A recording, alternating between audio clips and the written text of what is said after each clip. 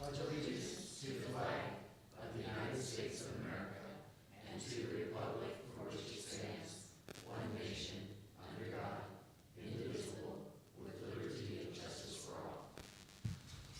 Since we were saluting the flag there, if anybody's interested, I'm working on Veterans Day, the ROTC, junior ROTC, from high school coming down and hanging the flag for the first time on our new flagpole. As insured, yes.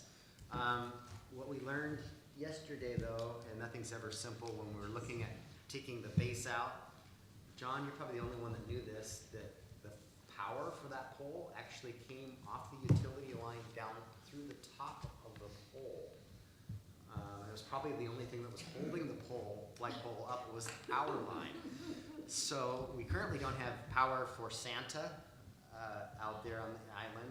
The irrigation hasn't worked all summer, and we won't have a light on the flagpole. So we'll probably put it up Veterans Day, take it down at the end of the day as we continue to work on. We'll have to trench across the street, unfortunately, to put power in across the street. So, because I don't think we want to put power back through the middle of the flagpole. It'd be nostalgic. Yeah, it could be some nostalgic. So, Just blow it over again. yeah.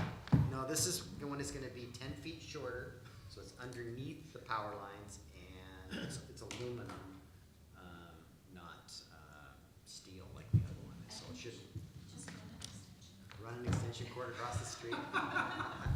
Take it down, George. All right, so that wasn't on the agenda, but I'm curious as to why you assume that I would know something like that. Do you think I was here when Ben Franklin was flying the kite or something? Sounds like something you'd engineer. that wire though Well, is now I understand. the wire in there is huge though. Well, he likes to be quiet. Yeah. All right, we're on item 1 is legal defense of elected officials. Sharon. Thank you. This item came to my attention. One of the city staff was asking about defense of city staff and officials in the course of doing the course of their duties. Could you And- please speak Yep. in the mic? Which, yeah, why don't you grab the mic? Is this better? Get close, yeah. Okay, yeah. My voice is, doesn't project anyway. So, okay, so, and I understood that the previous city attorney that had come to her attention as well, and she and I had the same thought that this, the code section that talks about providing defense to city staff and officials was not as robust as the RCW has intended it to be. And so currently it provides for if a lawsuit is brought against a city official or employee regarding something they've done in the course of their duties, the employee or official has to cooperate with the defense, but it doesn't provide for the city to pay for the defense of that individual. And the RCW contemplates that it will. So what I've done is taken our code section. I've used the city of Edmonds as a example to beef this up. And what it does is not only provide for the city funding that sort of defense, but also it gives a more robust process for determining whether that defense is appropriate in the first place, and if so, how it's all going to work.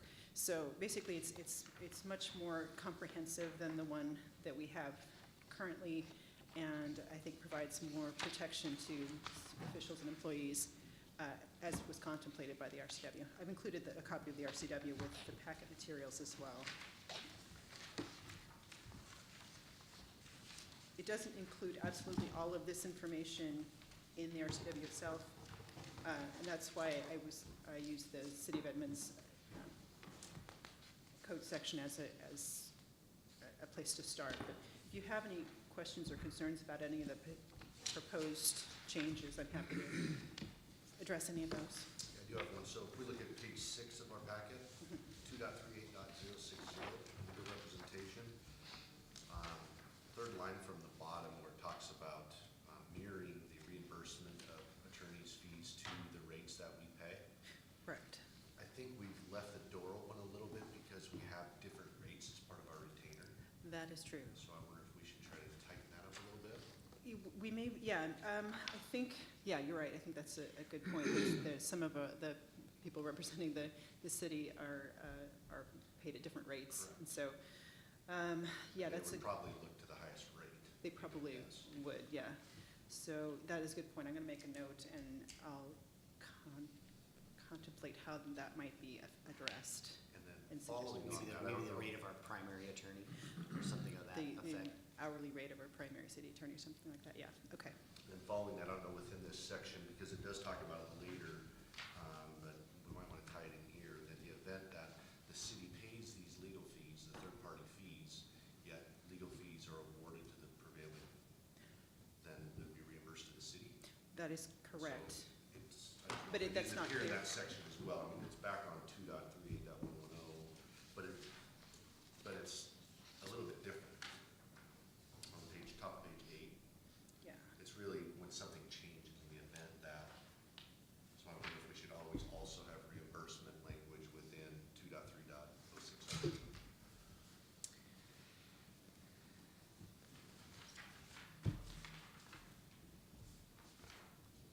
that's a very good point. Thank you, thank you. It's kind of timely this comes up because you'll be able to watch this progress real time. Seattle City Councilwoman Shama Sawant is being sued by 2 different parties for a lot of money. So we can fine tune anything we have by watching the news. It's a pretty big deal. She defamed, allegedly defamed, I don't remember who it was, when running against mayoral candidates or something. There was somebody that she defamed, and they were suing her. So it'll be real-time action. What did you want to change or tighten up in that reimbursement? No, that's fine as it's written there, but this is talking about something totally different, that if we deny something and then later it comes back, we have to reimburse them. Right. Or Between the vice employee versa. and the city? Correct. Right. So at the top of page 8, that made sense, but it's really not applicable to what we're talking about in the original section. Right, so I think, yeah, 060 is where we should put in an additional section about if we're prevailing party and we get our attorney's fees, it should come to the city and not the employee. Correct. Okay. The city gets reimbursed. If they're paying the fees, it would get reimbursed. Oh, yeah, If you right, had a exactly. judgment paid for the Right. That's so common sense to me, you write it down. Yeah. So, the question I had, which wasn't as detailed as yours, but does the city, do we have, air emission insurance? Or did you do that in the municipality? Or directors and officers insurance, is that just by the ministry? That is a good question. That's a question for AWC. I know that AWC covers a lot of stuff. Brandy sits on the board. I'm trying to think if it is in, I know we have it for, it's an additional coverage for notaries. And I believe it is for employees and elected officials. But Well, there's probably the risk some pool standard, would protect us. yeah. I'll find it in the Part of book. your liability policy. I have We a should look policy at that. manual and I'll double Yeah, we check should and look at that. let you guys know. Good question. Well, I know in the private sector, it's not inexpensive. Yeah. Right. I'd be surprised if it wasn't part of what our risk pool provides us. Yeah. I would as well. Other questions for Sharon on this or comments? Well, this is the first time I've had a chance to just scan it real quick, and the one thing I was concerned about what it appears that it covers is that in the event that we lose and there's a judgment or assessment, the city is going to pick up that cost as well. That isn't covered, yes. And it also, the RCW allows the city, it requires the city to pay for damages, but not punitive damages, but the city can choose to pay any punitive damages that are awarded. Up to the city council at the time. So are we comfortable with this coming back in I don't think it's urgent, but we've got a pretty full agenda the next couple of meetings, but Everyone in favor, raise their hand. so we'll, before the end of the year,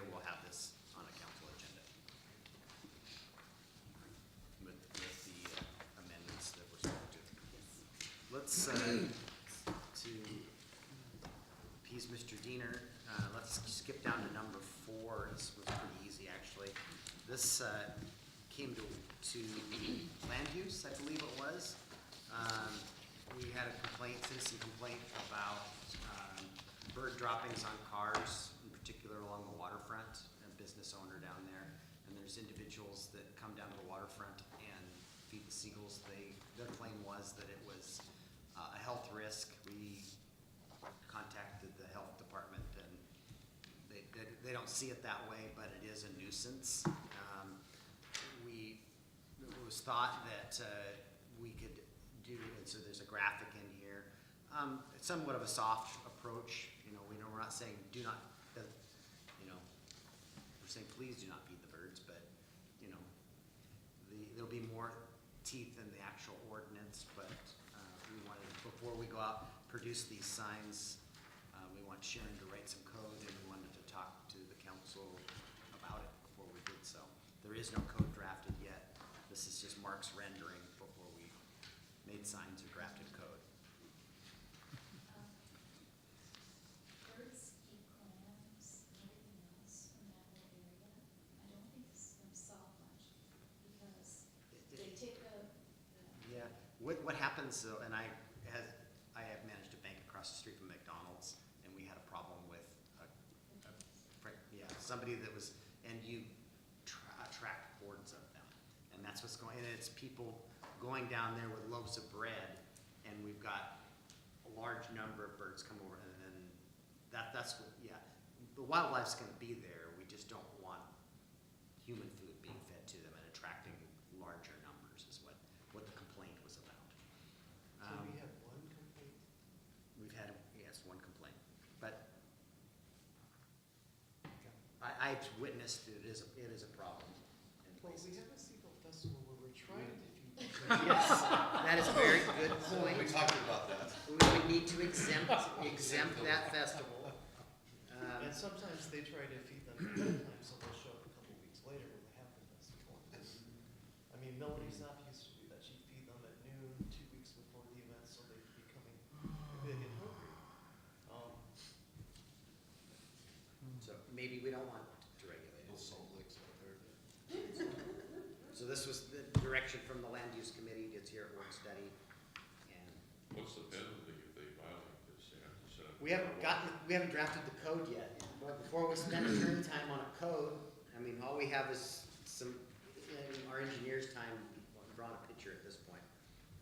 What land use said is we didn't want a big sign that said, don't feed the seagulls. We wanted something a little more Like, please don't. soft. Well, even Well, here, We'd rather you didn't. I would recommend we'd say, please refrain from feeding the birds versus do not. Right, well, and we wanted to give a reason lines, because the human food is not particularly good for the birds. they thrive on human food. Well, and that's, again, I think you and I probably see it the same way. I don't like people in Yellowstone feeding the bears food. And, I mean, it's the same thing, they're wild animals, and we shouldn't be offering them food. I have bird feeders in my yard, is that okay? Yeah, this is just one location. It's our waterfront is where we're going to put this. It's my yard. But you're feeding bird food, right? You're not feeding Human, hamburgers? No, I go to the feed store and buy bags of wild bird feed. So is that allowed into this? So we haven't written it yet. I would think so. Have I we personally talked, think it's overreacting, but. is the, Well, and we can make that decision. It's- Yeah, we could drop it. That's, with the land use, it's here. We haven't drafted any code yet. What's the consensus? how effective do you think this is going to be? It worked.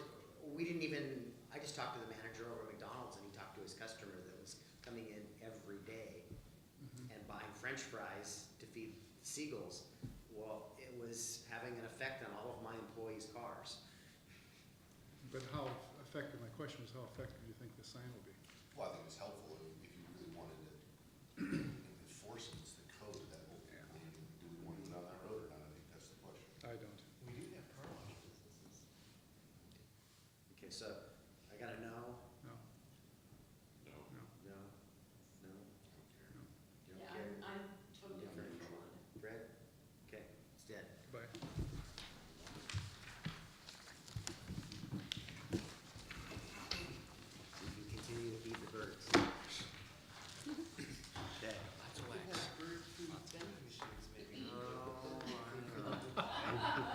Always the tax it. capitalist. We can tax it. I love you, Fred. We are on to the PSRC Centers proposal. I'll We're get moving the on. franchise. Harness the energy in their wings to charge Noah's car. As long as I don't poop on my car. Just have a portable car wash up there. I mean, it's enterprise, come on. Garden hose down there and solve the problem. Put a garden hose down there, okay. And then we'll have ecology mad at us because we're washing things into the bay we should. All right, move on. Nick, All right, the PSRC currently has out for comment a draft centers policy, and I included a handout that is the highlights of that draft centers policy. And if you'll recall, we brought this forward to the council for a discussion, and I believe that a letter was sent from KRCC that was drafted by the county, but we lent our support to that letter previously because we talked about, I think in that letter we wanted to designate a minimum number of centers in every county, so that would ensure that even if our centers didn't meet the minimum criteria under the regional centers framework, that they would remain as regional centers.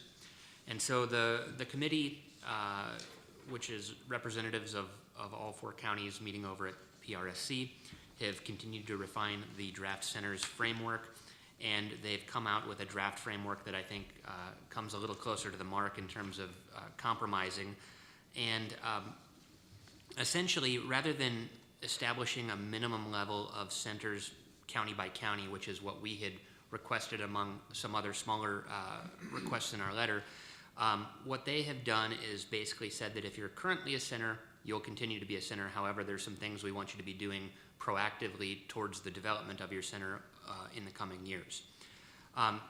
So essentially, the PSRC proposes to recognize regional centers, which are the Port of Tacoma, Bellevue, Bremerton, and Silverdale, and the Puget Sound Industrial Center, Bremerton, are all identified as regional centers.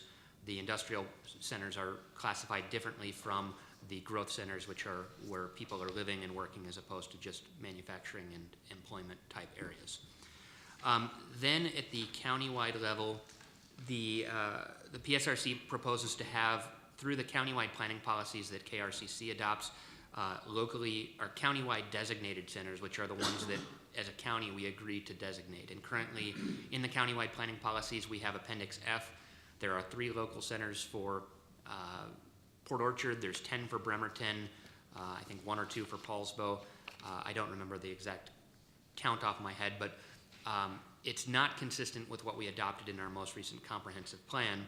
And in our comprehensive plan, we actually have 10 local centers identified, but we haven't done planning for a lot of those yet, and it's something that is in our it's on the council priority to-do list as far as implementing our comprehensive plan.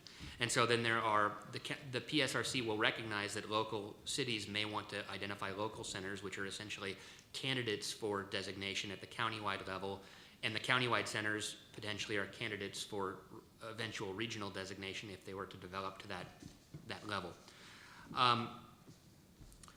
As far as the proposal, right now, the proposal would be that all regional centers have to have a sub-area plan by 2020, and that needs to be verified in the 2025 or 2023 comprehensive plan updates to ensure that it meets the planning criteria of PSRC. And so I think we've all been a little frustrated to see a lack of development, especially at the industrial center, Bremerton. And so this would essentially force them to do more advanced planning and figure out how they're going to fund infrastructure to serve that area, where sewer service is going to come from, and really put together a plan for development to make that a reality rather than waiting for some private entity to come along and develop that area. And so it keeps them in the regional center pool, but puts a little bit of a mandate on them to do some advanced planning. The city of Bremerton and Silverdale would likewise have to have sub-area plans that meet these minimum criteria. And they've also proposed a minimum activity units per acre criteria for both regional centers and the countywide centers. The regional centers would have to achieve 40 activity units per acre, which is either, an activity unit is either a job or a resident, and I don't remember if it's a dwelling or a resident. And then the countywide centers would be 10 activity units per acre. And so in the event that Silverdale is a little short in terms of what they're planning for versus what is required. They may have to upzone some things, or they may have to trim the perimeter of their center boundary to take out any low-density areas or areas that don't have significant employment. And, you know, all of this eventually kind of goes back to the PSRC funding channels, where there's a separate set aside for regional planning money versus countywide planning money. And so to be a regional center or have a project in a regional center is going for a different source of grant funding for transportation. In any event, I think that this is the only council opportunity. I suppose we could talk about it next week as well if we needed to, but this is the only opportunity we have to weigh in before the comment deadline. And so I think for our KRCC representatives, they need to be able to go back to KRCC and share Port Orchard's position in the event that KRCC wants to speak with one voice on the issue. And if they don't want to speak with one voice on the issue, the Port Orchard could still send a comment letter on this if we chose. But as far as I can tell, I think we have reached a pretty good compromise position, and I think it would be good to see some of these jurisdictions doing a little bit more advanced planning. Whether the activity unit numbers are, you know, are high or low, I don't have a real good feel for that without actually doing an inventory. But for us, I don't think it's going to affect us significantly because we're planning for well over 10 activity units per acre. I think in all of our sub areas, or at least we will strive for that when we prepare our sub area plans. So, if there's any questions, I'm happy to answer. And I would just offer some additional comments. And what is, I think it's dead. is this one dead? One of the elements is the recognition of military centers. And the military centers right now, with the new proposal, would be the major ones: JBLM, Naval Base Kitsap, both PSNS and Bangor, and Everett. And then there are some junior ones, which includes Keyport and some other things. As far as the transportation funding, the competition that's coming up next year, the military centers themselves are not eligible for funding, but those roads leading into them would get the advantage of having that as a regional center. I was at a KRCC executive committee meeting today and asked, and one of our discussion points was the PSRC center's plan. The county commissioners will be discussing it tomorrow. I know there was a meeting that Commissioner Garrido was at today that involved Pierce County, at least, I believe also Snohomish County. So they were having a dialogue on it, and the Port of Bremerton was talking about it. It was on their agenda, which is this evening too. So we had asked that they provide us with their input, and do they want to do independent letters or a KRCC letter? And if we do something from KRCC, I had said that Port Orchard was not unhappy with the draft proposal as we read it, that we thought that it was reasonable, that it was not expecting them to actually accomplish these activity units yet, but it was asking them to plan for them and, you know, and move in that direction. So that was kind of how we left it at the KRCC Executive Committee today. The two major players, the county and the port, would get back to us if they felt that they needed some support or a letter. Okay. so then do we want to just wait and see what they say and then discuss it again next week? Okay. Once you bring it up in your staff report, and look for direction from us as a letter, whether we're going to support PSRC's letter or draft our own letter, would be the question. I didn't see that it affected our centers that we've designated, and I thought we were almost using different terms. Exactly, Fred, that's one of the things that I've thought about too, is we have in our comprehensive plan these centers, and I'm thinking maybe we should call them something else so we don't have this confusion. I think it is important when we look at the county-wide centers, that we make sure, right now, I believe we have the government center, and I think we have downtown and maybe Mile Hill. I can't remember what they are. I think it might be South Kitsap Mall. It might, right. So we want to make sure that we don't lose any of our centers at the countywide. And in the future, if we want to add our other centers, we want the sub-area plans ready. We want it to be a package that we bring forward. Yeah, and I think the city eventually is going to need to apply to KRCC to have that amended. I think that's the way that the rules are currently written. And so unless we revise the countywide center designation policies prior to us seeking that addition, I think we just have to make that request formally from the council. But we would need to have those plans done before we can't just ask for it without having planning. Yeah, we should have done. planning done, yes. There's planning done for those centers before we ask for that amendment.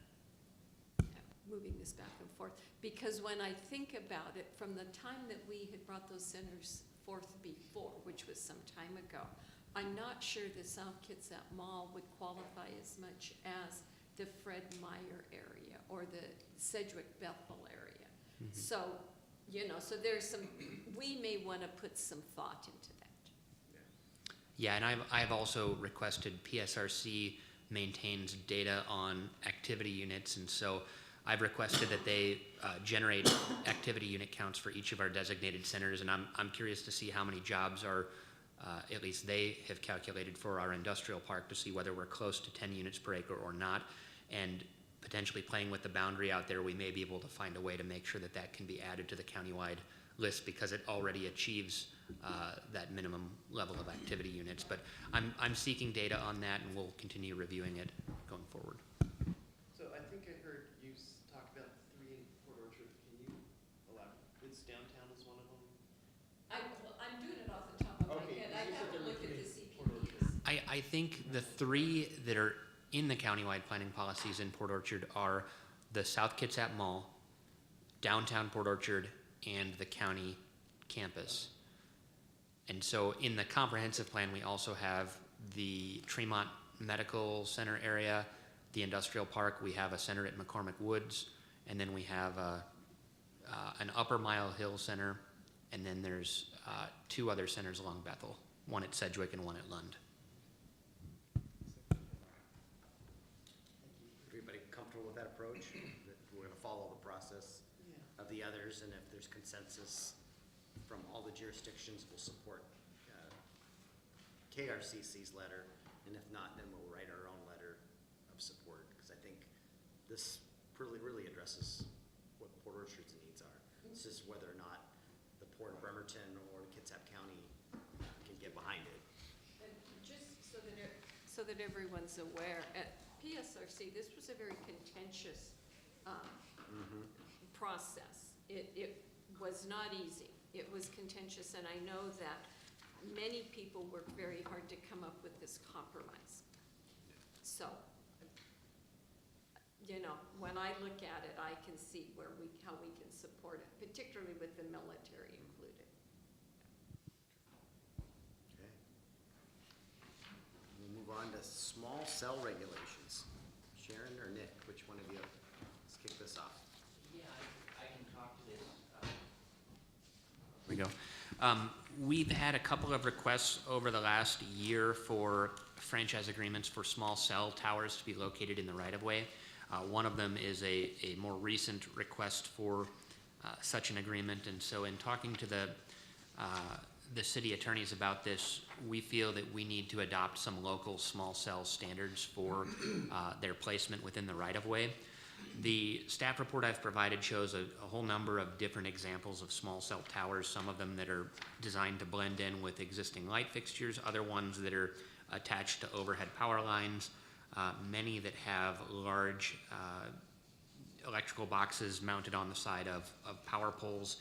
And so these things have the potential to be attractive or ugly, and there's technology and there's vaults for putting all the equipment underground other than the antenna at the top of the pole. But in the absence of any standards or process for handling these and for treating all small cell providers equally, I think that it's difficult for us to impose any sort of restrictions. And I guess I'll pass it off to Sharon. She's got a proposal from her firm to do some work on preparing this and splitting it among multiple jurisdictions in terms of dividing the cost. Right, this is a topic that's come up with our other client cities, and I think a lot of the cities in the state are sort of waiting to see what happens, and it's one of those things that we're gonna have to address it at some point. We have an attorney named Mike Bradley who is of counsel with our firm. He works out of Minnesota, but he's licensed to work in Washington State and does so often. His expertise is in franchise telecommunications in particular. So we reached out to him just to see what he might be able to do with regard to this. He said, yes, I've been drafting these types of ordinances for people around for cities around the country. And so we asked him whether he would be capable of have the time to put together something that our 3 client cities could all use, with the idea that it would be as city friendly as possible, but then each city would work with it as needed to make it more specific to our city. And so he said yes, he and his associate would be able to do that, and he said off the top of his head, I think it'd probably be about $5,000 per city. So it's not a super solid number, but I think he probably has a pretty good idea of how much time it'll take to do that. But that would give the city a place to start, and a really good solid place to start, and then be able to work with the small cell companies to sort of figure out what's really going to be in the best interest of the city. Do you have any examples of what an ordinance could address? No, and that's one of the reasons we want Mike to work on this, because there's we'd like for somebody who's really been thinking about this to bring us a sort of a comprehensive roadmap for design standards and what would be included in a franchise agreement and things along those lines. So I personally think it would be a great opportunity for the city to get Mike Bradley's experience and to get us pretty far down the road on getting our heads around what this is all going to take, because it does feel like this is coming quicker than any city in the state, I think, is prepared for. But it's something that we're going to need to start addressing. So if we went this path, how soon could he have something done? So he said that he would have something for us in December. So hopefully we would have something to at least look at before the end of the year, and then we could work on it from there. Sean? Yeah, I was gonna say, I'm glad she's provided some photos here, but I have seen additional photos just in other areas where the looks of these are much worse than what we're looking at here, and much better. And I think as a council, I would want us to move in the direction of having these things, the design side of it to be. I like the concealed and stealth stuff myself. But even these concealed, there's much more, there's better ones that I've seen that are even, so I would make sure that we go out and find. So this is maybe the minimum, and we'd like it, step it up even. I think we start, let's not make it easy and cheap for somebody to come and put gaudy looking things throughout our city. Well, I don't. One of the things that I was just sitting here thinking about is in these examples that they were, Nick, you provided on the light pole that has it built in. I mean, there's a benefit to the community to have, okay, cell folks, you put in the light along with the pole, and that way the community gets a street light installed at the cost of the cell provider. Absolutely. Just as long as the design is right and, undergrounding things, and not having the huge power boxes sit next to every pole, and just make sure that we're protecting the design integrity of what we want our city to look like moving forward, because who knows how many of these could pop up. And I know that they've had, our lobbyists have been watching legislation that the small cell technology companies have been bringing forward, and it's their attempt is to take away all the powers of the cities to do all of this. So getting ahead of it, I don't know if getting ahead of it guarantees that we'll get our way, but it certainly put us in a better position. Yeah, I would add there's another benefit to doing this, and that is if we can make a standardized process for small cell towers, and if we can clearly define what it is that we want and provide like a franchise agreement template where anybody who wants to do this can apply for it, and it's all kind of pre-written for them. I think they can actually roll out some of this technology and improve coverage in the city maybe faster if we provide them with the guidance versus if we sort of are dragging our feet trying to figure out how best to do this on a case-by-case basis. So there may be some benefit to actually improving cell service in the city. I'd really like to be a pioneer in doing these sorts of things unless, instead of us looking over the shoulder of other cities, because we've got a great city. And I'd like to see examples of, I mean, I don't find these too objectionable. They're pretty good, but if there's ones that are better, that should be our standard. Yeah, but be careful though. I mean, imagine if we redevelop all of downtown, is that the light pole we want downtown? No, I'm saying those are much better than the ones I've seen. I mean, you gotta admit, there's some really ugly ones out there. And if there's ones better, I'm not familiar with them, I'm taking your word for it. I'd like to see examples of them. But let's start at the top and let us draft our ordinances. Just need to protect, because you're dealing with a franchise agreement that can span 25 or 30 years. or Bingo. whatever the term is. We just want to make sure that we're on our braces today and don't have to deal with something for the next 25 years. I think the other advantage, following up on Sharon's comments about the legislature, it would be much easier for us to go down and testify. We have a standard, protect our standard, don't, Agreed. you Exactly. know, as opposed to, we want something that looks Take the nice. lead. Cindy? Well, this may be a little new to our area. There are other cities in other parts of the U.S. that have been dealing with this already. And there are some really nice examples of better ways to hide the infrastructure than even what's shown here. I actually gave Scott some information on that a while ago, and I'll look it up again, and I'll bring it to the council, because you'd be amazed how nice some of these things look. And like this, I don't think this one pole, the stealth pole, the first one, is actually very attractive. And I think there's less other companies are hearing this from every jurisdiction, so I think every month that goes by that they're finding much more appealing designs. So we just want to make sure we try to get to that highest level. Well, Mayor, you might be able to put one in the flagpole. We already bought the flag. So is there consensus then, we want to partner with the other two jurisdictions and have Lighthouse contract with this attorney to do this work for roughly? As long as it fits within our budget. Well, Is 5,000 reasonable? I just don't know. It's a valid question. I believe for Mike Bradley's expertise, I do believe that it is a reasonable amount for something this important. Not a very big number when you're dealing with attorneys on very technical issues. so question number 2 is, we're getting, I hate to use this word or even do this, but do we want a moratorium till we get the code done? So anybody that applies today could build any of these other things. I think so. Yes. Yeah.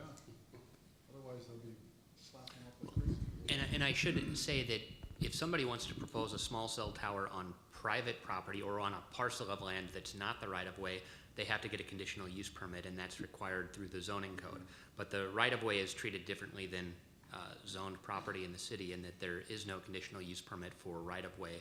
It has to be done through the franchise agreement process. So we don't have to, it would really be, if you wanted a moratorium, it would be on small cell in the right-of-way. In the right-of-way.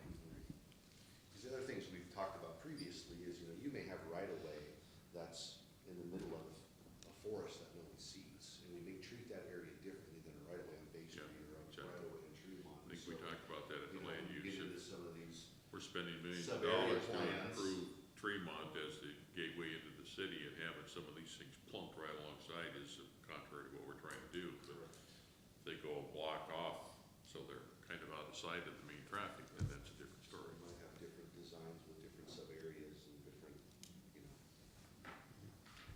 Are you gonna, so it sounds like we do want to travel this path, and we do want to have a moratorium on the towers in the right-of-way until we get this code drafted. Right. Is that what I'm hearing? Okay. So I don't know, it'll be the next council meeting, but probably in the next couple of weeks we'll have something. Thank you, Ron. Okay. Well, I'll let Noah go, since Scott really wanted to talk about the work plan, we'll go last with the work plan. So Noah, you're on.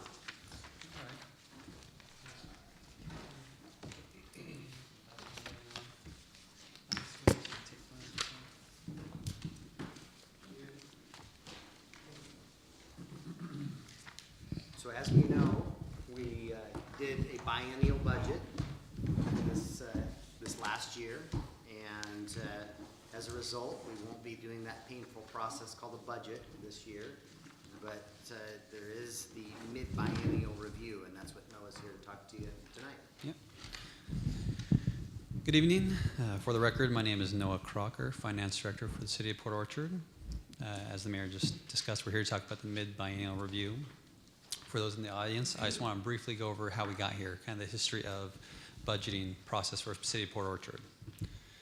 In RCWS 3534010, the legislature recognized the development and adoption of a budget is a lengthy and intensive process. Furthermore, the legislature also recognized that local governments have limited time and resources to use in adopting annual budgets. In an effort to reduce costs and become more effective, they created RCWF 3534 for biennial budgets for cities. Simply put, this means that the city can adopt a two-year budget, a budget for 2 consecutive fiscal years in a single budgeting process. Per our ordinance, number 01116, the City of Port Orchard established a biennial budget for fiscal years 17 and 18. And as established by RCW 3534-130, a mid-biennial review and modification of the biennial budget is required. This review shall occur no sooner than 8 months after the start of the biennium, which would have been September 1st, and no later than the close of the fiscal year, so December 31st. Per Ordinance Section 2, in the mid-biennial review, the Finance Director shall prepare proposed modifications. Proposed modifications shall be public record and available to the public. Council may consider proposed ordinance to carry out such modifications. Shall provide for publication and notice of hearing. Public hearings shall be advertised at least once and shall be held no later than first Monday in December. A hearing is required whether a biennial budget is modified or not. So tonight, again, we're here to talk about the mid-biennial review. As a reminder, we've included in your packets the schedule that you guys originally reviewed in your mid-biennial review. And let me grab one more here.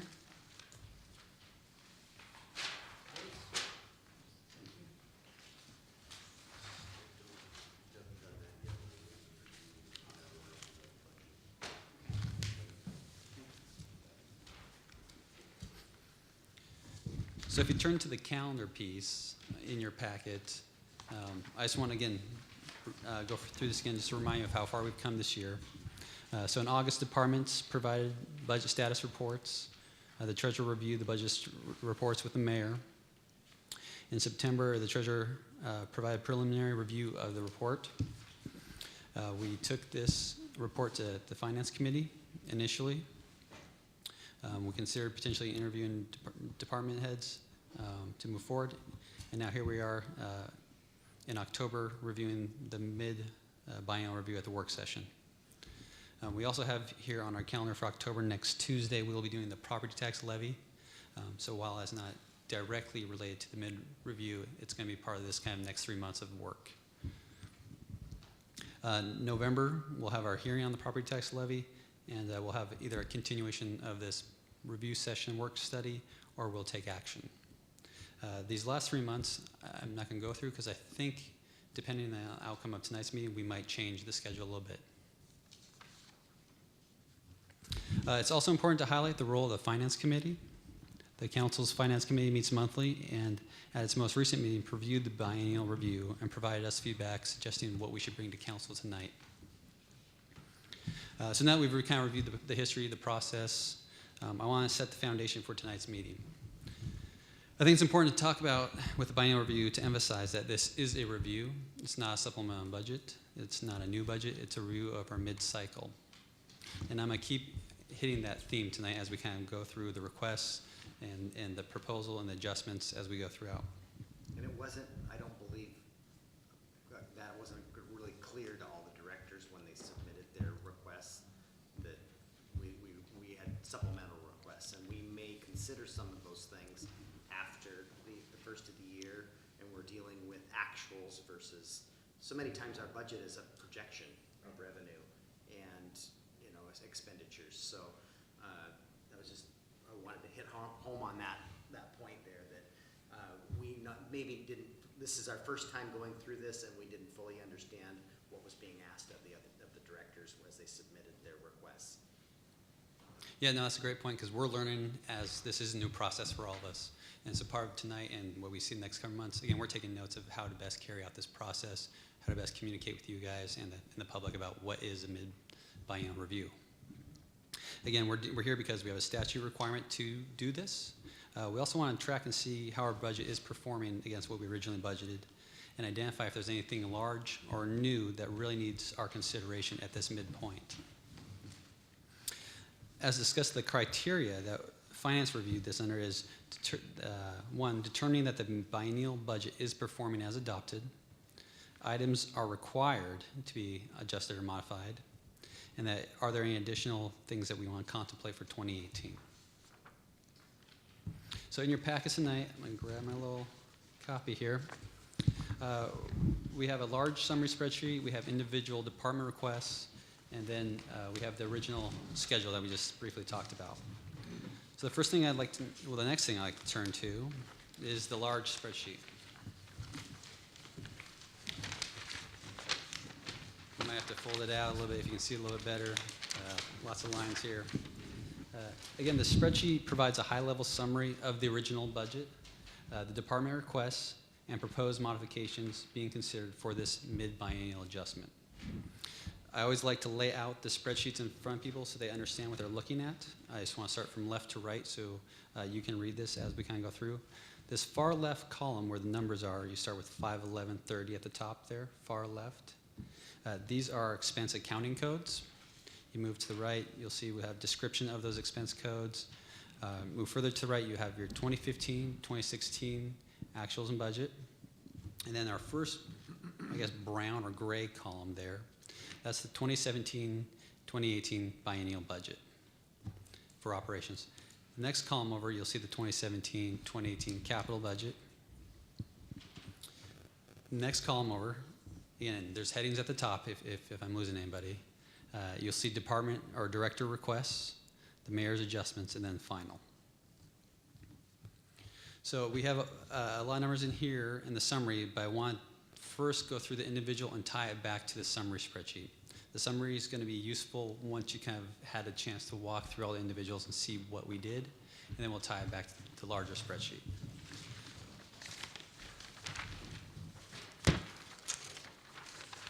So we'll turn to the first department request, which is, again, right here. You'll see that this document is blank. This is from admin. So the admin made no requests for anything new in the biennium budget. Who's that? Good job.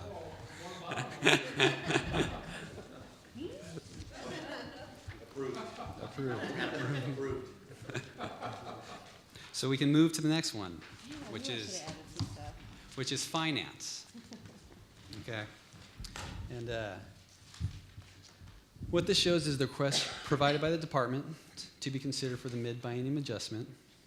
And you can see here in total, there was a consideration of $15,600. Now these are primarily housekeeping items, certain expenses that we didn't anticipate when we adopted the budget, and some expenses came in larger than we anticipated. As you can see here, they have all been strucken out. Okay? I'm pretty harsh with my own department. So Denied. that means they're not approved. Denied. Yeah, I got a little stamp happy in this presentation. But again, I want to pause at this and reemphasize the strategy of what biennial budget is. Okay, as we discussed, we adopt a biennial budget. Again, this means that we've identified expenditure capacity over a 2-year period. This provides us flexibility to move expenditures within 1 year or the other.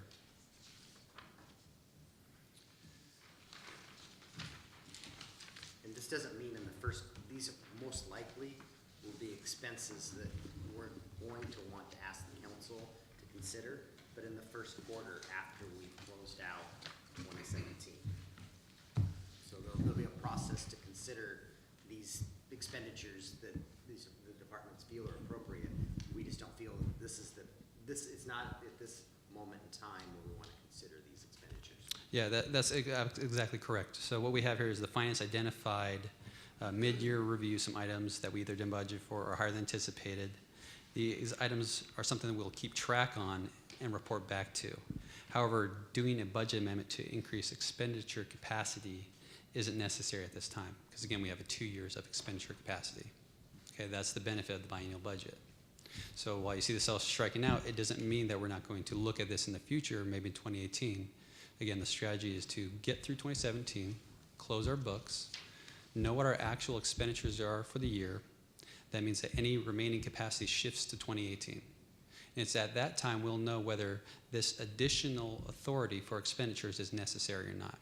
There might be a shifting in between categories, where in one category you save 10,000, now you're requesting for more, another 10,000, so that offset each other, and we don't actually need additional expenditure authority. Okay? So again, I'm gonna keep hitting on that, because you're gonna see as I go through here, we used a lot of red ink.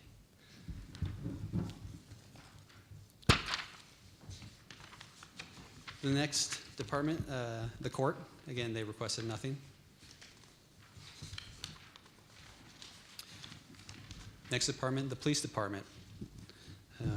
$70,000 was identified as additional expenditures needed due to changes in contracts and rates for heads and beds. Due to the size, this is something that cannot likely be absorbed in our biennial budget. There's no LTAC on this either. Wrong heads in beds. So, are these expenses that we actually have? Not yet. Okay. No, again, this is kind of looking forward. So And- not for 2017? Not for 2017, no. And so again, while it's a large dollar, so we're thinking about this, that this is gonna be needed because of the change in contract, that we see these costs coming. We haven't realized them yet in 2017.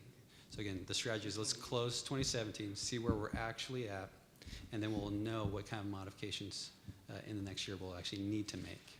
This 70,000 is going to be in the contract, is identified in the contract starting January 1st. But right now, we're running ahead of, better than plan in 2017. So in March or April, we're gonna be able to say, yeah, we know we're gonna spend 70,000 more in the new contract, but we might be $40,000 under budget. We'll only need 30,000 in additional expenditure authority, not 70,000 in additional expenditure authority. Yeah. Right. And those are hypothetical numbers, I'm not saying. Right. It's on tape. And it makes sense, we're reviewing the budget right now, we're not looking to alter the budget. Correct. Yes. Once we get past year end where we have actual figures, it will help us to make those decisions moving forward. Correct. So I appreciate the thoughts. Correct, yeah. So the next page will turn to community development, and I'm so lucky to have Nick by my side here. I pre-warned him that he had a lot of red too. And a little black. There was a little black on the top, yeah. That's a negative number.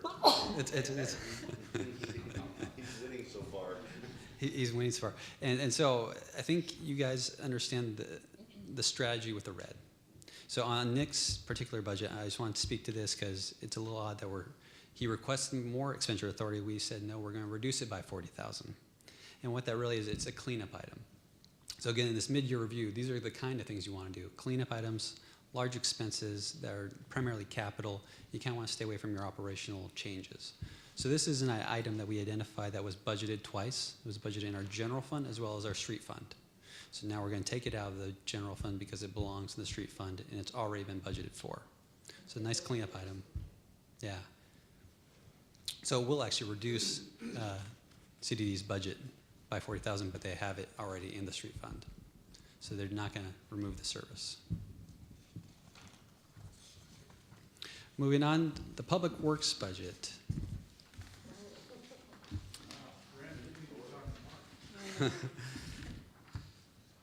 So, when we look at the public works budget, total request for spending authority for the general fund, I don't know if you can see there, was $761,950. Total expenditure authority for the water and sewer fund was $650,000. And then total request from the storm fund was $425,000. The pieces that are left in here are really hitting on those mid-review high notes. Cleanups, large capital, things that we're looking for 2018. So what we have here is $500,000 for a utility undergrounding project on Bay Street. We have Salmonberry Bethel intersection design work, $75,000, and we have identified a funding source for this to be transportation impact fees. We have Anderson Hill Clifton roundabout change order, and this is just, again, more housekeeping. We've already adopted the change order and the contract, so catching up to that. So the total, again, for the general fund currently before you tonight is $580,750. And we have not identified 500, the 500 does not have a funding. So that's the expense. That's expense, and we haven't gotten to revenue yet. Yeah, so yeah. So that's the It's a placeholder. it's a placeholder, and that's the one item tonight I would say you really want to consider maybe removing, because it is large. It is the general fund, and we have not identified a revenue to support that. With all the other large projects we have going on between Tremont, the parks, some street projects we have coming up, this is a large expenditure that we're contemplating now, but you don't have to do an amendment now. Again, if we remove it, doesn't mean we're not going to look at it. It just means we're not going to look at it as a part of a modification this mid-year. We could look at it again in 2018 when we have more time to identify the revenues and shore up some of these other projects that are out to bid, like the parks projects. Mayor, what's the timing for that park down there? This isn't the park. Well, Or but the it's park, under the park, the park. yeah. Well, across the front of it, Right. yes. We will be going out to bid by the end of the year, first of the. No. Segment 3. Segment 3. The Pocket Park there is no funding for the Pocket Park. There is funding for the pathway that bisects the Pocket Park. The capital budget from the legislature should have funding for it right after the first of the year. So I would say the park, the soonest we're gonna see is next fall. And I would say the pathway, we should be under construction by spring. What about this undergrounding? What's the timing of that? I just haven't, Titus's contractor's kind of been on hold. He has multiple phases to this project. He builds one building, moves into the new building, destroys the other building, and does the environmental cleanup. It's about a 2-year project. If we knew we were gonna do this, we could probably work with the contractor to say, don't do your frontage improvements till the very end, because he's gotta build a new sidewalk. My thought is, if we can manage Tremont to the penny down over there, we have a $10 million in contingency for Tremont that we can spend on a capital project for the streets. That could be a place where we could, So we have enough time to wait to see how we're doing with Tremont? I don't know, maybe. A definite I maybe. don't know how we would, because if this work would be done next year. I think a year into Tremont, we're gonna have a better idea. I mean, where we're gonna have, our engineer isn't here, but, it's when we dig holes in the ground is where we're gonna find our change orders and moving things around. I think we're gonna have a pretty good idea where we're at in the project a year from now. It's too early to tell right now. I mean, we can't start spending the money other places. I mean, another logical place, if that money doesn't get used in the Tremont project too, is, remember we paved the Bethel and Lund intersection, and we paved all the way to the bridge. Now we're gonna have a brand new, so we got a new road from the bridge to Starbucks, and we've got a new we'll have a new road from the freeway to the boulevard. It sure would make sense to do a complete overlay on the boulevard to the other side of the bridge, so that end to end on our city, we've got a completely repaved street. I have no idea, I mean, that one intersection was $750,000. Have we had a conversation with our lobbyist regarding this utility that we went underground? Regarding what, I'm sorry? The utility that we went underground, because it is going in front of our pocket park, and because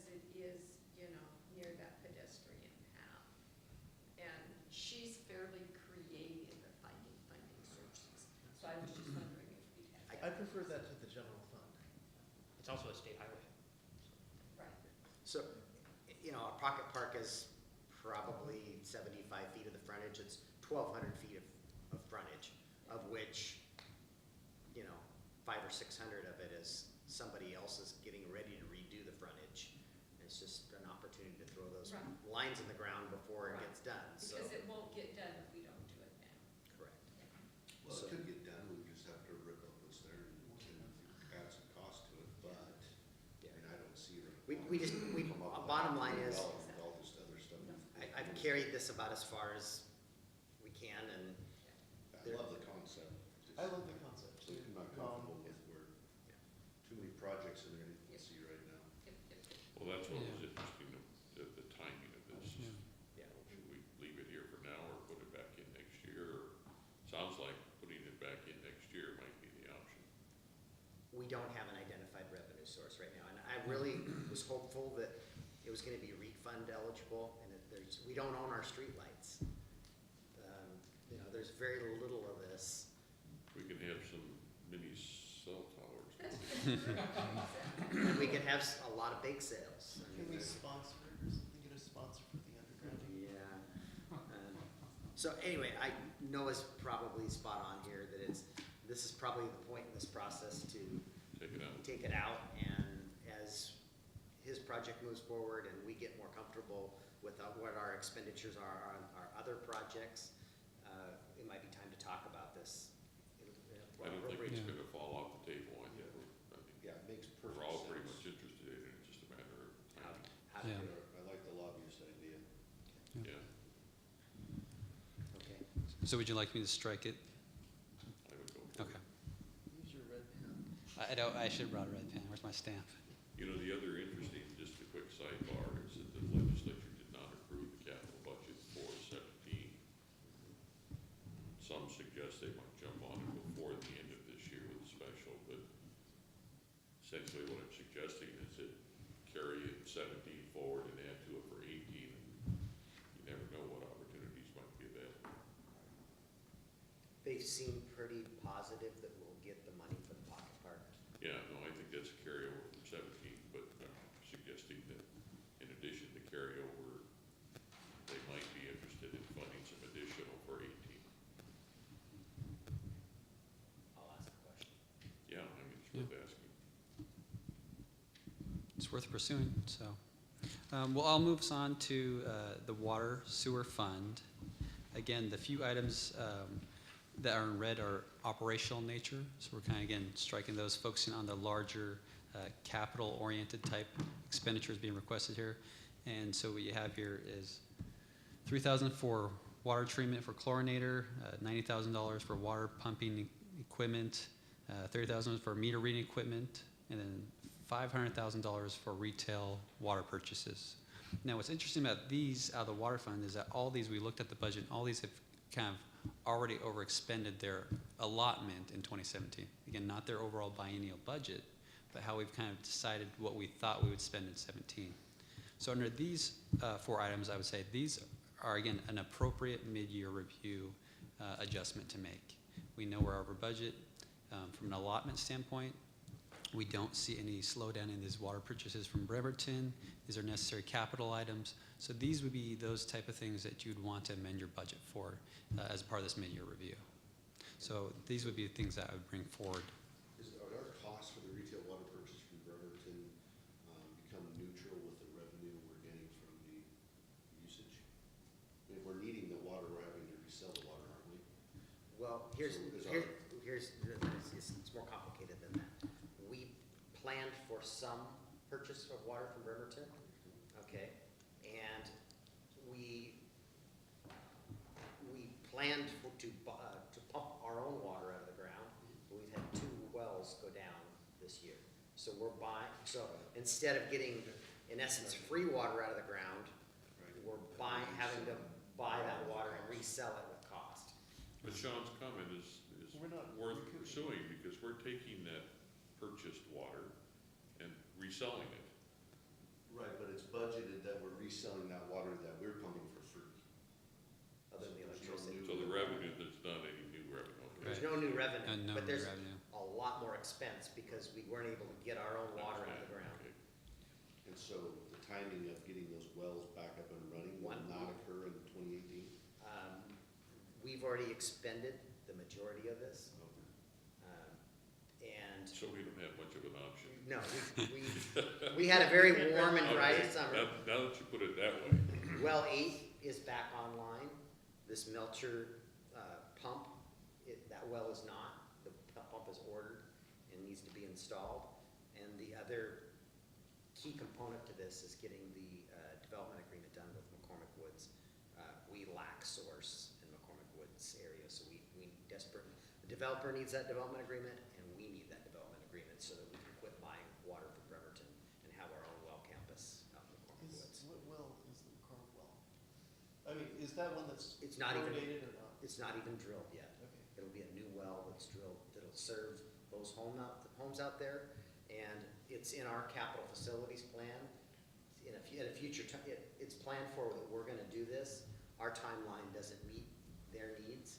They're willing to do it, build it for us now. In exchange, they're gonna get the connection fees in a reimbursement agreement to them. So it'll take a big chunk out of this water purchase from Bremerton. And actually, we get that well campus developed, we get our well 13 drilled, which is stalled because of the capital budget. We should not ever need to buy water from Bremerton again. It'd be a nice thing. That'd probably be a great report at the upcoming finance committee meeting, is just to look at that as if it was done, right? And so let's just assume that this new water plant is up and running, no longer paying $500,000 a year, and just kind of look at the net difference of why that project and this development agreement is so important, of what our costs have been, and they're continuing to escalate. So well, it kind of be nice that's to a huge. look at the timing as well. The timing of it, just to Yeah. understand, okay, this is gonna take 18 months or 12 Yeah. months, and Right, this is and how this 13 expense is gonna back. sunset. Drilling 13 too, that's Yeah, sure. yeah, we haven't even started pounding the pipe in the ground there yet. Right. So we're Even getting realistically this- 2 years out. Because I think even for public consumption, we're spending $90,000 on this pump, but look what it's going to save us if we're able to reduce our water purchase from Bremerton. So I think to be able to tell the whole story, I think is important. We're not able to recoup that though, which was the question. Correct, we are, yeah. It's Unless just we want, it's an additional. the only way to expense. recover that, it would be to raise water rates. Right. We've been down that road. So right now, we're just Well, this fixes the problem. The things that we're working on fix the fix the problem. problem. In the short run, the There's no more question, Band-Aids, let's fix the problem. Well, and the fund is obviously able to cover. we're this. using our reserves. Okay. Yes. So I'll continue over to the last fund, the storm drainage utility fund. Again, everything else is scratched. We've got one project here for $400,000, again, large capital project design. Annapolis Creek is the project description. I understand we're out to contract on that, right now, or to advertising at least, on that design work. And again, the storm water fund would support that and pay for that. So again, another project I would bring forward an amendment that I think makes sense. We have roughly $1 million in the stormwater fund. We've been holding those funds, shopping for grants that have, to utilize it for a match. We have not, because we don't have anything designed, we haven't scored well in those grant requests. So this will get us Arnold Creek down here by our pathway. We're getting ready to build the pathway in 2019. We want to have the design done. Once we have that design, we'll start shopping for grants again and hopefully score much better because we'll have a complete design. And I think Noah and I talked earlier this evening, I think this is actually the Arnold Creek It culvert. is. And so it's also on our 6-year street plan. And so as we amend our comprehensive plan here in a couple of weeks, I think that was actually slated for 2 years from now. And so we need to shift it over 1 year in our 6-year street plan, even though it's a stormwater project that happens to be on that list. I think the hope was that we would get transportation funding to build that. So that's a real minor adjustment. That's a good catch. It is the Arnold Creek. It's supposed to be Annapolis. It's in Annapolis, though. Yeah, it's here. So that covers all the individual, again, we can go back to the summary spreadsheet.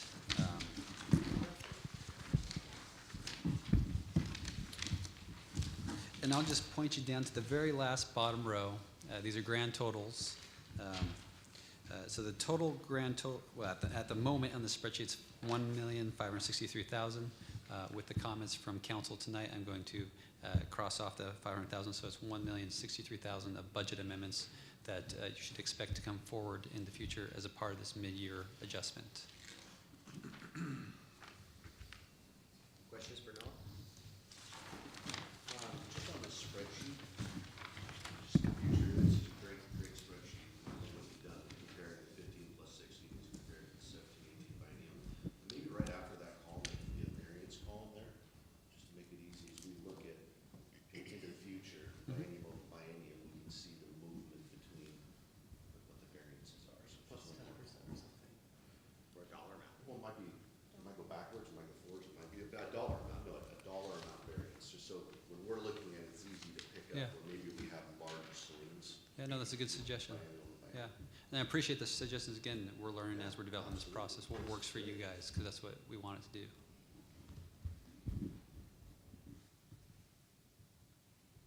Other questions for Noah? Guess So- we're gonna make some adjustments. Yeah, so I'm getting the sense that the council feels pretty comfortable with what I've put forth. Again, the original schedule laid out a more longer time frame. I don't see the need to have a longer time frame. Again, most of this stuff, we said, no, it's operational, we're not doing it. We identified the few large things that I can bring back to you in a budget amendment. So if that's the case, I would adjust the schedule just slightly. We'll have a revenue and sources hearing presentation again next week on the 24th. And then they'd either bring a property tax ordinance at that time or on our following meeting at the 14th. And so I would propose that we move to the mid-biennial modification hearing to the 14th rather than later in November and then take an action in December.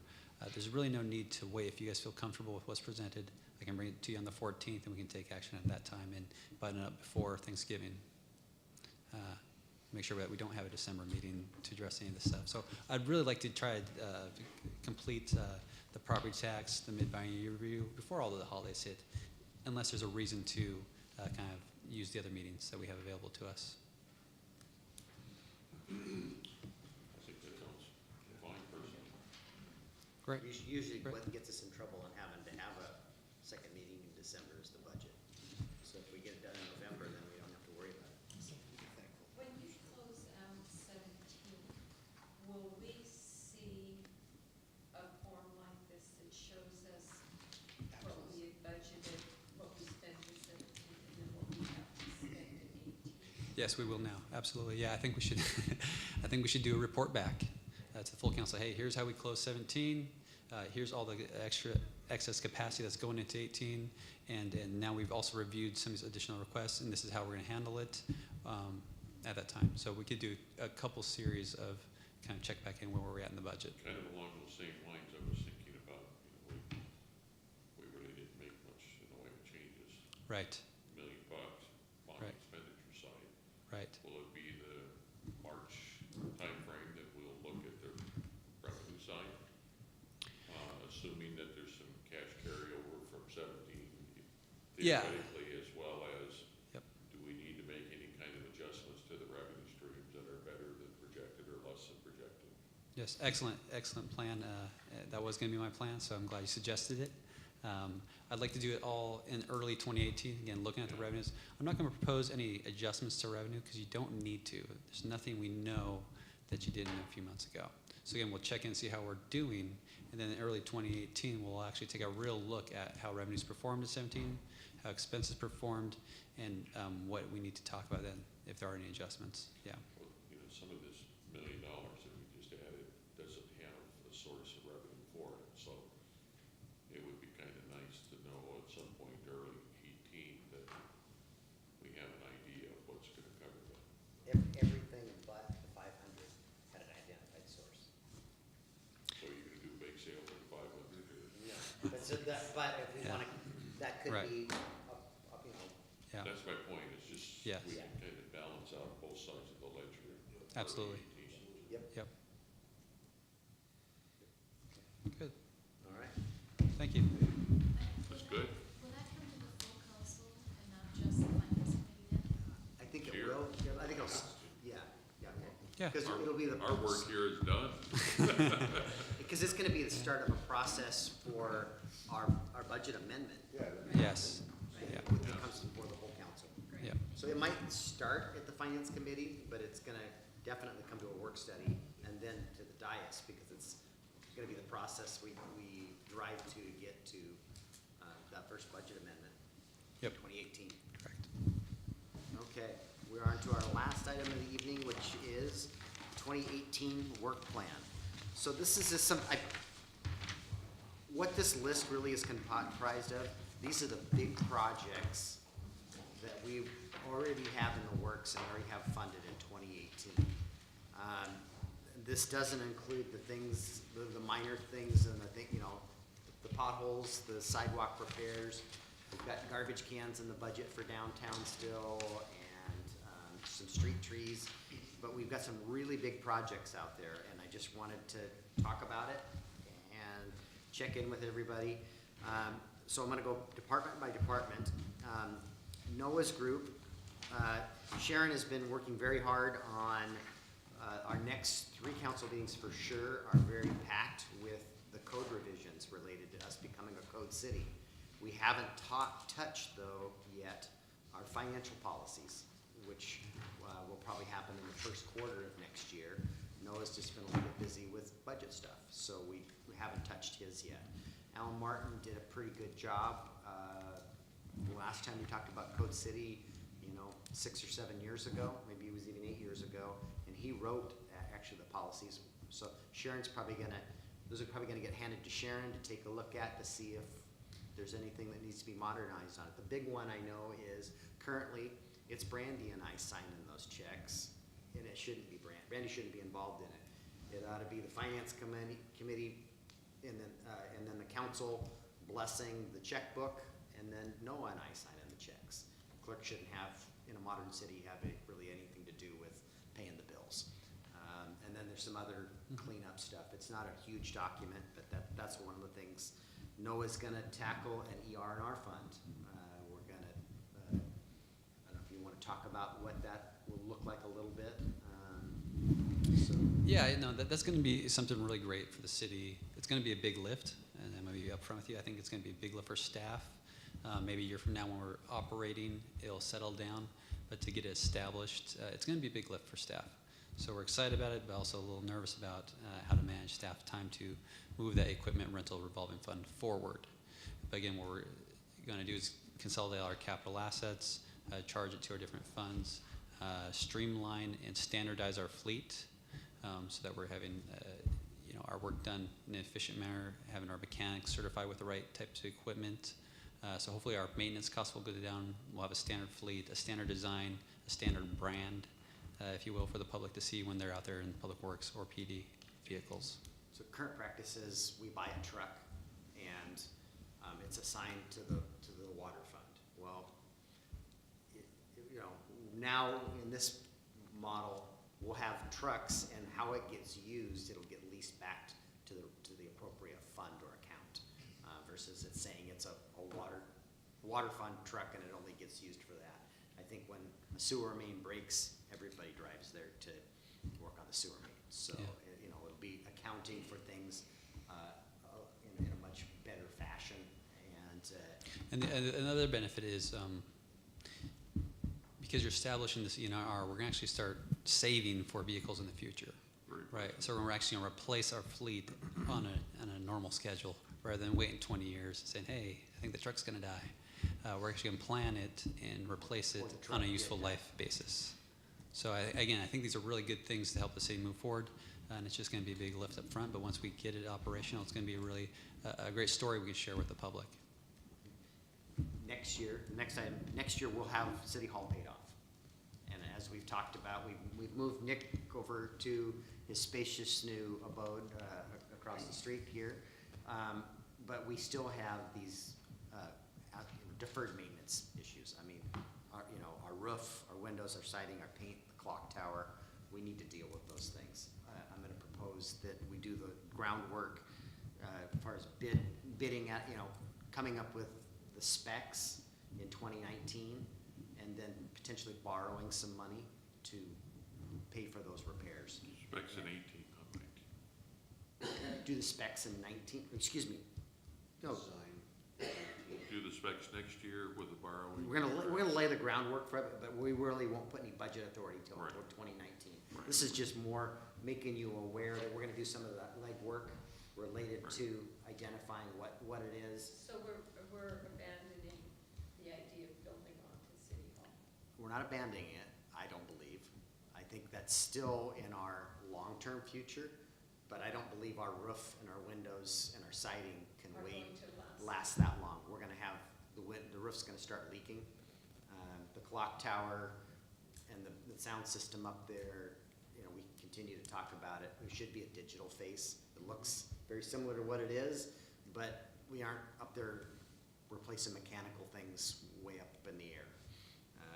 It leaks horribly, the roof and the clock tower leak horribly up there. So we've got about a $3 million list of deferred maintenance issues that we need to address. On Public Works, there is the segment 3 of the pathway. Since it's federalized, like Tremont is, we will have someone to manage the process for us, but it still takes some staff time for our staff to manage that consultant. So Mike is doing that project. You see the Schedule 74 that didn't get funded, so that's gonna get scratched from this list. We won't be working on that this next year, most likely. McCormick Village Park is not a federalized project. Mike will be managing that entire construction project that goes out to bid. We're ready to hear about the first of the year, and I think we're gonna plan to be under construction in the early spring on that project. $1 million park project. We have Well 9 treatment. That is out to bid right now, I believe. And we will be, matter of fact, yes, the bid opening got delayed. It was supposed to open last Friday. And that is the treatment system at Van Zee Park for Well 9. So that project should be under construction, I would say before the first of the year. We have the Well 13 construction that is drilling a well up there on top of the hill by the reservoir off of Sedgwick. That's delayed right now because of the capital budget, but as soon as we get the authorization to continue that, Thomas is gonna manage that project. We've got the design for the Arnold Creek, and Mark's gonna manage that project. We have the Anderson Hill Roundabout design, and we're gonna submit a TIB request, and we may submit something to KRCC. We're not positive there. It complicates things if we federalize it. If we can get what we need from TIB, it just makes it an easier project to manage. Mark's gonna manage that project. And in 2018, we'll have the design finished, and we'll be preparing grant applications. I think construction, if we're successful in our grant applications, we should be under construction in 2019 on that one. So no construction on that one, but just finishing the design and working on grant applications. One of the things I want to do too next year is you've graciously approved 4 summer hires this last year and this coming summer. And I want to tweak their hours. We've got to have these parks like McCormick Village, our downtown. We have public restrooms and garbage that happens over the weekend. Public Works is working pretty much Monday through Friday. I want to take 2 of those summer hires, and one of them's going to work Sunday through Thursday, and the other one's going to work Tuesday through Saturday. Thank you.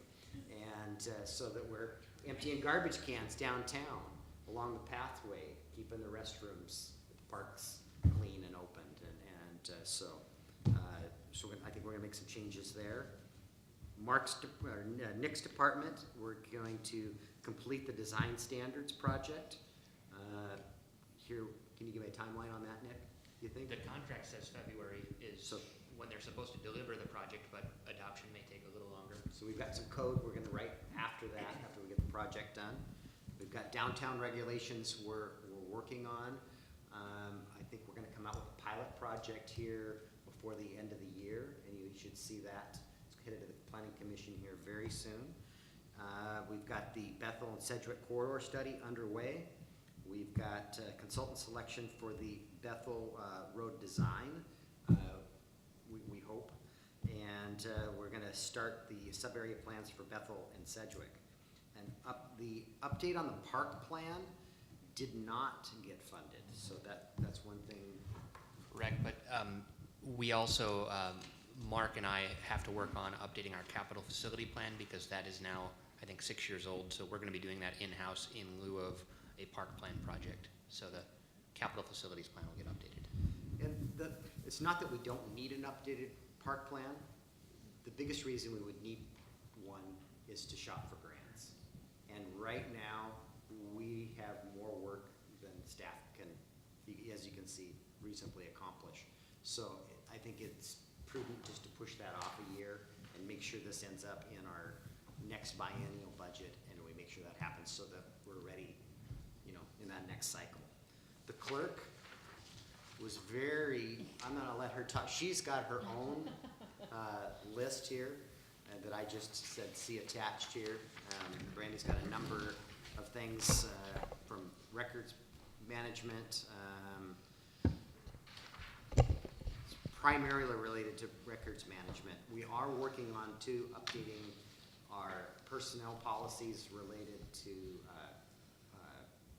bring your own device for directors and the city council, and we hope to have that so that we can if you would choose to, you could access your email from your smartphone if you wanted to versus having to use your iPad. Don't have to, but it'd be an option that's available to you. So, questions and this is more than anything, I don't believe, as a matter of fact, if you talk to, sometimes I run into Mike in the hallway, and I'm sure glad we hired Mike, because I don't know how we would be getting a lot of this stuff done if we didn't have Mike on our staff. He's doing an exceptional job managing construction projects for us.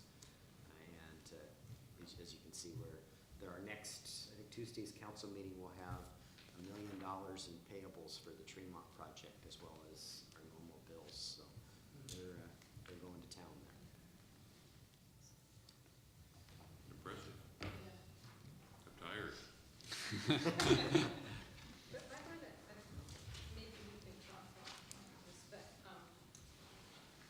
the Anderson Hill Roundabout and TIB funding, I have no problem asking TIB for that, but the federal money is, that process, that competition is only every other year. Right. And what they're doing now is for money from out to 2022 or some date that's way out there. But next year's the start of that process, correct? Correct, but that Money. process will be done by June. Right, and it won't be for money till 2022, where, Well, the point I'm making is, I would like us to know, because we have our 6-year tip, I would like us to know which ones of those projects we're probably gonna ask for federal funding on, so that we have an idea of where these funding sources are gonna come, because I know TIB is awarding money this week. But I don't know which projects those are, I have no idea what the parameters for that was, but I know that they're doing that this week, and so. what Mark and I were talking about is, hopefully we're successful for this roundabout at TIB next year. Next year, yeah. Okay, and the KRCC project, or process, which we would be farther out on, would be potentially a intersection improvement at Salmonberry and Bethel, which we're not, we're still doing concepting on what Bethel's gonna look like. We're not really, then we would use local money for the right-of-way, and then it would be a design and a build in those funds, and then our traffic impact fees. But that's I far would just like looking. to, just have an idea of what we're gonna ask for when, so that we're. Yeah, if we don't start planning for it for future years, we're gonna do all of this, and then we don't have anything else in the hopper. we're not gonna get anything done. So I think that's a perfect segue into what Noah and I were talking about earlier this evening. And when I met with Noah concerning my budget proposal, our conversation delved into our impact fee system and really understanding how that functions and how it relates to the 6-year TIP.